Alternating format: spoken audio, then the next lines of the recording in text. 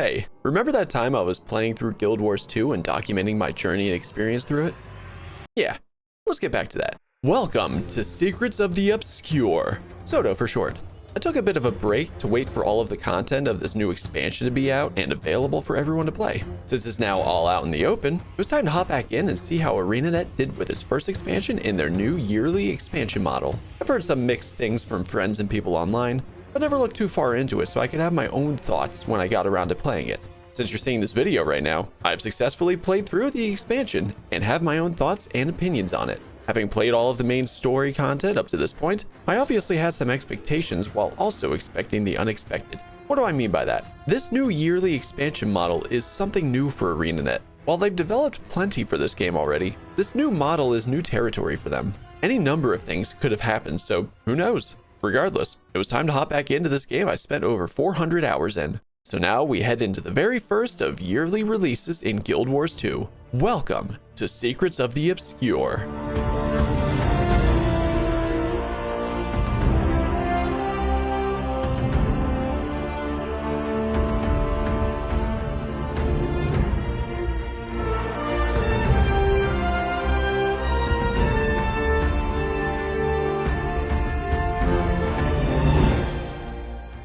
Here is a spoiler warning for the story of SotO. This will be filled with bad jokes and a light summary of what happens.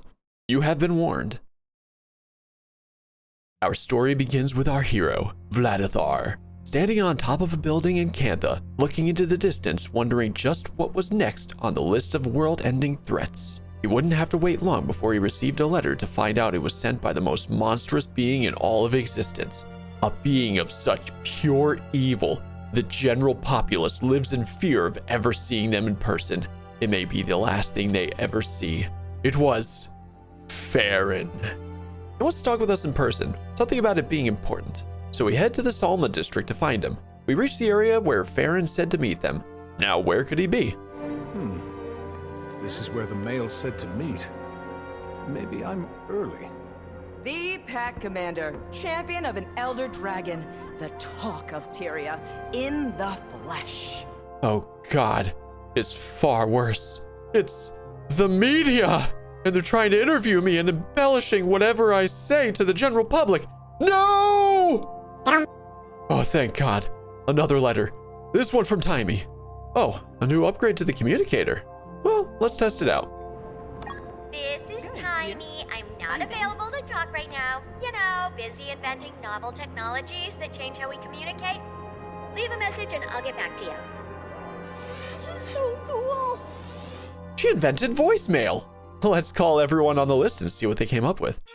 Command, you? Yo, can you... Sorry, if that's you. This is Detective Rama of...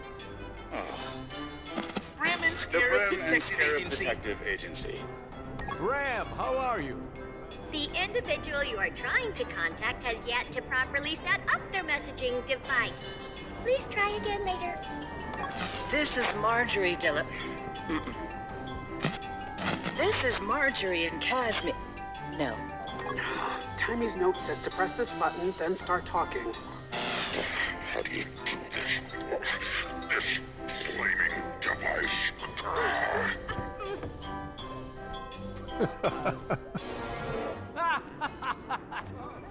I'm not surprised by Bram and the Ritlock. Oh, hello, Ivan. You have a quest for me? Don't mind if I do. We head over to a small town to find out about a mysterious disappearance of a tower or something. Time to collect information. Oh, it's gone. Did you smell anything weird? See anything? No, nothing like that. It just left. I think it left us. Geez, these people sound like they don't know what to do without it. Are you telling me you're the only guard here? All right, let's ask some people. And they're attacking me. The mayor told me to search a house for sketchy individuals. They left a note showing exactly where they went. It was time to confront them. And by confront, I mean they don't want anything to do with us and told us to leave. All right, fine. Keep your secrets. Too bad they don't know I'm a stealth expert and have never been caught before. That was a fluke, I swear. All right, I've got an outfit now, so I'm undercover. Let's get some information. Hold on. Where did that timer come from? Oh God, it's almost time. Just in time. Just casually eavesdropping on the camp meeting. And they're off. Let's see what they're hunting. Well, that's certainly a portal. Are those demons? Wait a minute. Demon? Why does that sound familiar? Oh, jeez! What is that? Holy crap, it's a giant! Nope, can't remember. Well, all the survivors in this demon attack just left me to fight this one. Now that it's dead, I'm being sucked in! Whoa, is this the Taco Bell bathroom? Well, that's a boss arena if I ever saw one. Whoa, he's pretty beefy. Why is he following me? Oh, it's go time. Wait, he can freeze me? And I'm knocked down while this voice in my head is yelling at me to move. Oh, we're running and hiding now. Not to worry. I'm so good at stealth, I've never been caught before. How did he see me? All right, this time we wait for him to pass by and make a run for it. How? All right, third time's the charm. Finally made it. Waking up on the floor, seeing Zoja and a Mersad? Jeez, I've got to lay off the scotch.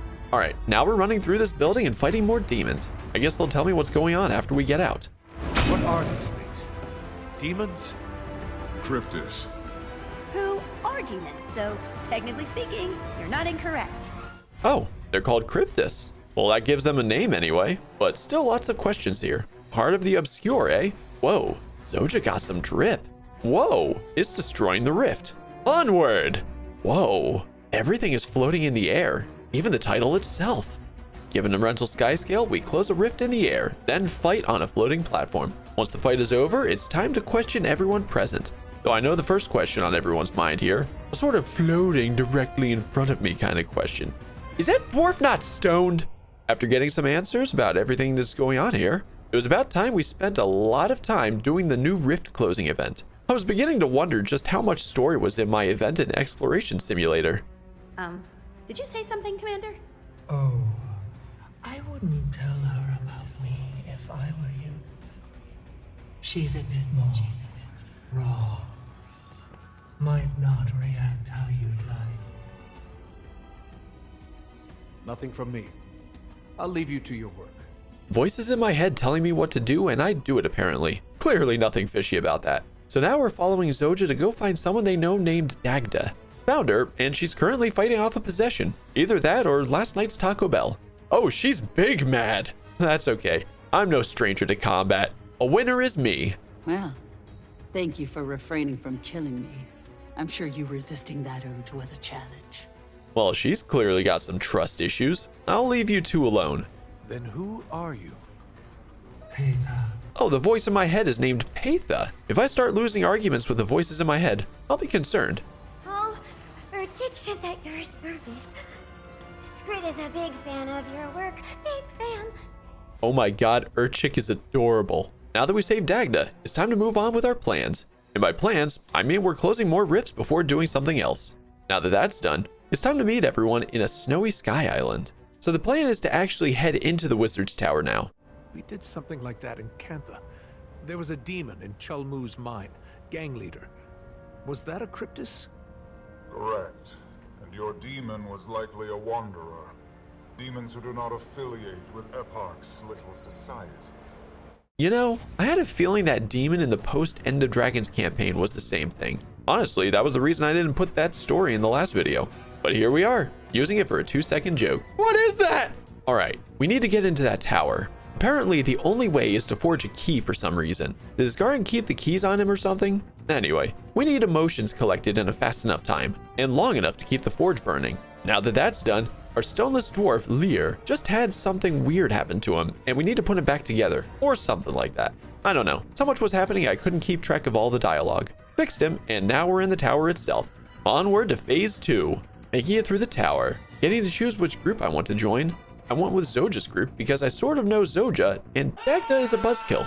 Wait a minute, Urchik is here. Best company ever. Made it through to the other end. Maban is looking a little strange. Now I need to do some busy work to finish off everything here. Oh god, where are the 6 plates that I need? Found them all, did all the challenges since I'm awesome, and we're good to go. Found the new hub city. It's literally the other half of the Wizard's Tower. Got to the next zone called Amnitas. And you know what I like more than exploring a new zone? Closing rifts. Patha! What? I can see you. You can What? Wait, I can see Patha now? That can't be good. So as it turns out, Maban went missing and now we need to find him. The quest is called Maban's Fate. I can only wonder what's in store for him. Found him. Zoja is helping me fight this Cryptus demon with such fury. Hey. Maban just passed and Zoja is taking it super hard. This is actually a really heartfelt Zoja and Dagda moment. Now with Maban gone, it's time we go after this elusive Iskarin character. Apparently the main guy with the Wizard's Tower itself. Considering he too is fighting off possession, I'm sure this will be a fight with the Cryptus. But first, we have to battle some sort of giant Cthulhu monster thing. Holy crap, it's huge! Quick, to your yoga platforms. The enemies can't hurt you if you feel the burn. Oh, we summoned a giant statue to fight with us. And we win.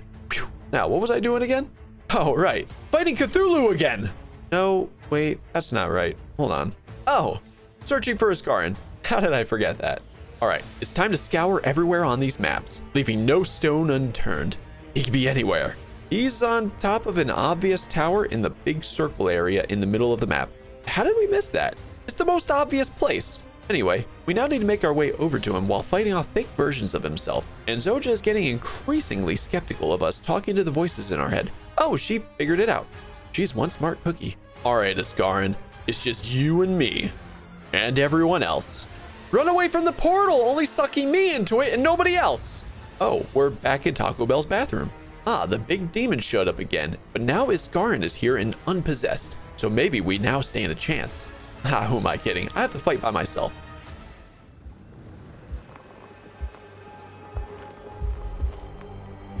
I could smell your new friend through the veil. Righteous, yet diminished. Patha? Okay, I'm working with a demon to fight a demon. This fight is pretty chaotic. And we won. Wait, no. Made it out with Patha and Iskarin. So while Iskarin takes Patha to show off his action figure collection, Zoja wants to talk. Something about becoming a wizard in a procedure and will make her forget things. I'm sure that won't be bad, right? The tower is under attack and we can't close the rift. We step on through and find ourselves in the fabled Nyos, a place where the jumping mushrooms don't work. I want my money back. Giant Zoja! Follow that up with a big dragon demon from the rift. We take another rift to head deeper into Nyos and find the group that went into the first portal with us at the beginning of the expansion. Alright, making some real progress. Since this is a new zone, it's obviously time to do events in the whole place. One of the events, we fought an enemy general in a single room. Clearly, this guy is a dragoon. Now fighting someone named Hator. Oh, you know, they're pretty well known in demon society. One of the biggest names. They did a lot of things. Oh yeah, lots of things. Yeah. Joined a group for a huge meta in Nyos. Pretty much taking the fight to the main guy himself. Add in a little confused flying bit for me, and we're in. All according to plan. A huge group running through the building, going down lots of stairs and cramped hallways. Enemies are falling left and right. Finding a room filled with mini Cthulhus, so naturally we have to take them all out. Taking on a boss with emotional attunements. And then we find him, Eparch, the Consumed King. I can't tell if he's a spider or a scorpion. A scorpiter? Holy hell, his HP is barely moving. There's so many moving parts in this battle, it's insane. I'm so glad they gave us a lot of time because it's running down to the wire. Beat him with 25 seconds left on the clock. What a battle of endurance. We then went and showed up at a retired general's home and made them an accessory of betrayal just by being in the general vicinity. The dude wants nothing to do with Patha. Eparch's wife showed up, and this general, Nephis, turned allegiance so fast I swear I got whiplash. Well, we now have a retired general on our side. Working with Nephis, we go to capture the queen. Considering she's now in chains, that means we won. Now with the queen as prisoner, Patha wants to use her as a chip in play. Eparch shows up and leaves angrier than when he appeared. Now we head toward the final battle. Heading up a lot of stairs, we arrive in the throne room with Eparch himself. Now apparently much stronger from eating. Even so, he's bound to go down just like the rest. Things actually seem to be going a little worse than expected, so we need to retreat a bit. And we're caught. Oh, Iskarin finally shows up to help out. And we won. Patha consumes him, and now she's the ruler of Nyos. We can now wrap this up with a bow. Cue credits. And there you have it. My journey and experience through Secrets of the Obscure in a nutshell. While I heard mixed things about the expansion, I had a better experience than others made it sound. Considering this was the first expansion done in the new yearly format, I had my expectations from that information alone. I wasn't expecting SotO to be on the level of the previous 3 expansions. Those ones had far more time to cook in the oven, so they were bigger in scope because of that. Considering what we got from SotO in that amount of time, I'd say it felt appropriate to the size I expected. Is it perfect? Of course not. It's got its flaws like everything else. I wish the story was a bit longer so they could flesh out certain story bits a bit better. That critique of mine is the same for everything except for the base game. Outside of the base game itself, the rest of the game's various stories tend to feel a bit too fast-paced for me. It ends up feeling a bit more hollow or confusing when certain things happen to the various characters with this. As an example, I had pretty much no attachment to Zoja before SotO. I knew next to nothing about her. All I saw of her was pretty much what little she showed up in the base game for me, and that she was taken prisoner in Heart of Thorns. I know that if I played Asura, it would likely be a different tune, but since I haven't done that yet, that was my experience with her in particular. Fast forward to SotO, and I got really invested in her character arc here. Her dialogue, her story, and her voice acting were all phenomenal in my opinion. I found myself interested in seeing where she would end up going as well as her interactions with the commander. A little more than halfway through the story of SotO, she talks about how the procedure to becoming a wizard will mess with her memories, but it's something she wants to do. Her motivation to go through with the procedure, as well as the commander backing her up in her decision, feel very real and are fantastic character writing. Everything up to that point was very well done, and then we get to the procedure. I don't know if I missed something somewhere, but hearing about the procedure itself, I could tell a mile away it was going to be done between patches. I've played enough of these games to tell when certain things will be done between patch content as a way to have time move forward without you seeing it. The issue here is, the only lead up to it was her telling you about the procedure itself. There wasn't a moment of seeing her off to do it or anything. We just get to where the next patch would start and are told it happened off screen, which is a bit more sudden than I would have preferred. Seeing her afterward and how she takes little notice to us while she's trying to gather her thoughts is completely understandable. With that point onward, she's pretty absent from the rest of the story. Little to no interactions with her from here on out. We get a good idea of where her headspace is at right after she becomes a wizard, and then she's off-screened. The next time we get a talk with her is during the credits, where she talks more like she did before the procedure. It's more confusing. Did she get some of her memories back? Is she just being more formal and upbeat? The procedure is where the pacing in her story jumped off a cliff. A few more moments with her before the end of SotO would have been nice to see her grow with her new responsibilities. Basically, my main critique is I would like more time to have the main story as well as the character and side stories simmer. Give them proper build-up. A faster-paced story has its advantages over a longer, boring one, sure, but without build-up, it feels more hollow or confusing. It makes it harder to follow in the end. And this is with the assumption I didn't miss anything as well. Maybe I did, and that takes this whole point and trashes it. That said, this was my journey and experience through SotO. This is what I saw and played through. So if I have this experience going through it, I'd probably say others would too. Just a small critique to help make the expansions feel a bit more full to me. Other than that, the expansion had a lot of similar story beats with previous expansions. As you get to each new zone, they try to encourage exploration via having you go through and doing events to fill up a bar. Some would call that filler, and it is, but exploration is one of ArenaNet's strengths to their game. The zones are very thought out, and I appreciate that every time. Islands in the Sky is a very fantasy-feeling theme. Going into the realm of the Cryptus was also really cool. Having my expectations subverted by seeing some of its areas being a bit more pretty to look at than I thought they would be was great. Also, seeing blood and stuff everywhere as you got further was what I expected and was great to get that confirmation. The main story had its interesting moments. The start of the expansion was a huge highlight for me, going from sneaking into a camp to taking on Saris, and finally trying to escape by hiding and moving toward the exit. It was really cool, while still buggy with the escape part. But those are my overall thoughts. I had a good time with it. Nothing was absolutely mind-blowing, but it didn't need to be. This was the start of the yearly expansions. Janthier Wilds is next, and already sounds like it's actually bigger in scope than SotO ended up being. Starting to sound like ArenaNet is hitting their stride with the new workflow, and I'm here for it.